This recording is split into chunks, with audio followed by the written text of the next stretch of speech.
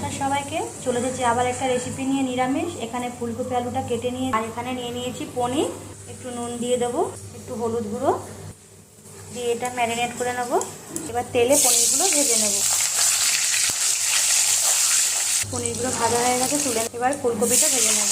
কাঁচা দুধের মধ্যে পনিরটাকে আমি ভিজিয়ে রেখেছি। ফুলকপিটা ভাজা হয়ে গেছে, আলুগুলো এখানে মগজদানা আর আদাটা বেটে নেব। আলুগুলো ভাজা হয়ে গেছে, তুলে নেব।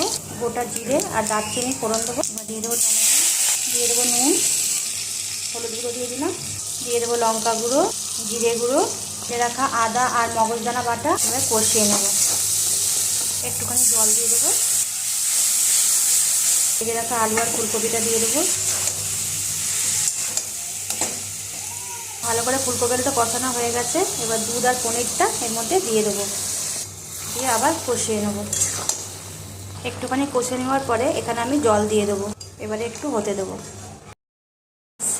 দেখুন, এর মধ্যে একটু গুঁড়ো গরম মশলা দিয়ে দেবো আর এখানে 1 চামচ ঘি দিয়ে দেবো। এবার সব কিছু ভালো করে একসাথে মিশিয়ে নেব, দিয়ে এবারে নামিয়ে নেব।